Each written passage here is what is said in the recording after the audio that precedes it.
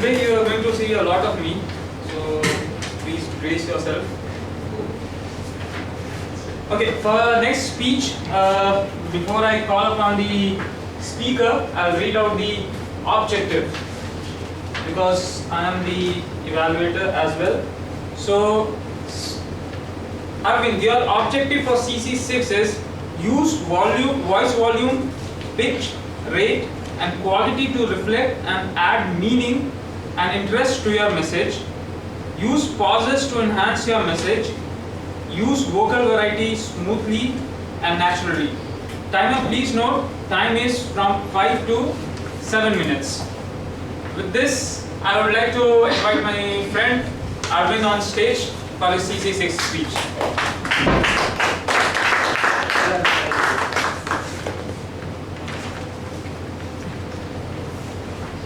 Friday, 23rd January 2015. After a hectic day at office, I left office at 9 p.m. and I reached my flat. I was tired to the core. My feeble hands were trying to open the rusty locks of my flat. Suddenly my phone vibrated and the keys dropped down to bed. I took the phone. It was my brother. I attended the call. Unaware of the fact that I attempted the call, he was yelling at someone wrathfully on the other side. I screamed, "Hello!"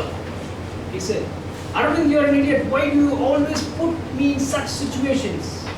This is not happening. That's it." He cut the call. Good morning, fellow Toastmasters and beloved guests. Everyone has a dream place to visit. Someone has America as his dream place. Someone has Antarctica. Mine is Mount Everest.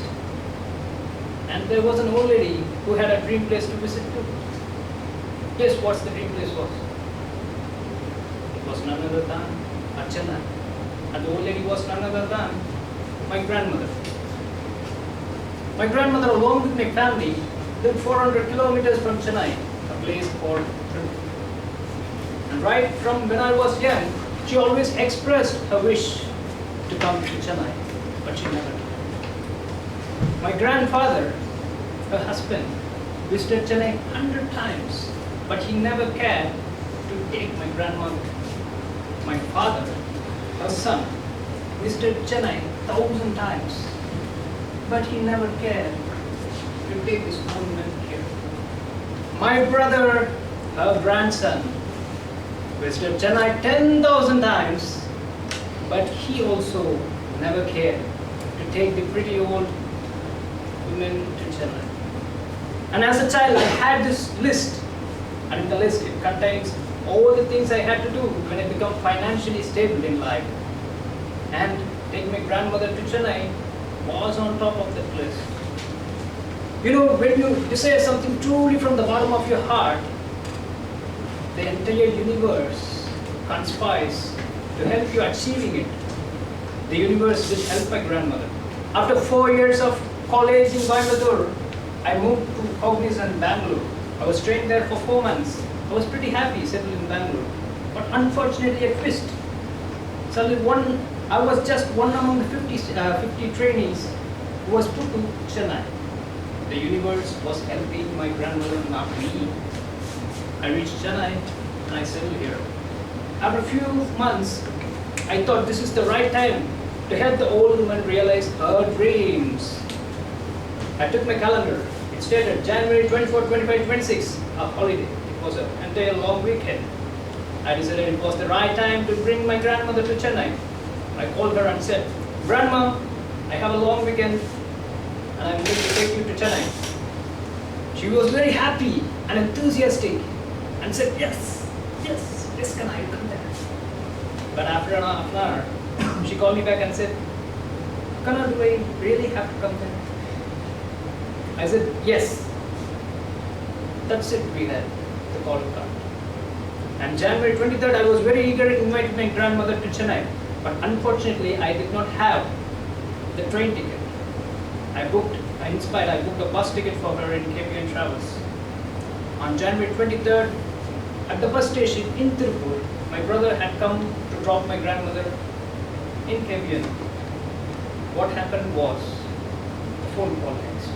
My grandmother saw the bus as a big roller coaster. She'd never traveled in a bus for more than 2 hours in her entire 62-year life. And this time, on seeing a very magnificent bus, she never had the courage to step into that bus. My brother tried convincing her, but he failed. And that is when he called me and said, "Aravind, this is not happening, you're an idiot," and that is it. I never gave up. I called him back and asked him to give the phone to my grandmother. I asked, "Grandma, what's the problem now?"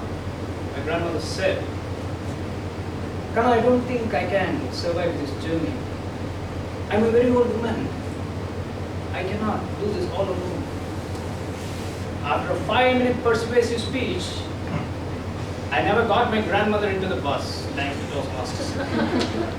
But I had her with my emotions. I said, "Grandma, if you're not getting into the bus, I'm not going to speak with you anymore." The next minute, she was in the bus. The very next day, I went to Coimbatore bus stand, and all the people got on of the bus, but not my grandma. I went into the bus, she was happily sleeping. I woke her up, I picked her luggage, and I came down. That day, my grandmother's cracked open foot landed in her dream place. And that was not just a dream place. It was more than life for her. A 62-year-old woman for whom the entire world revolved around 4 people and 4 walls took the first step to travel a journey to her dream place. What about us? Do you hesitate to take the first step to get out of your comfortable zone and get to a place of your dreams? Yes, we do. Were you comfortable when you first rode a bicycle? Were you comfortable when you first entered a swimming pool? Were you comfortable when you first entered this room or this cage? We were not. The first step in moving towards your goal is to get out of your comfortable zone.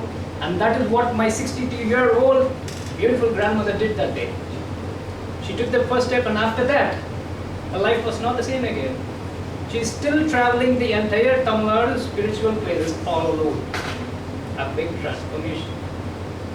A single step in your life can make wonders in your life. In order to ignite your inner passion or inner fire or inner something, you have to take that small step out of your comfort zone. You have to kindle the courage within yourself. Get your inner passion out of yourself. And that is what my grandmother did. Pleasure is what we get when we are in our comfort zone. Life is what we get when you're out of your comfort zone. Over to you.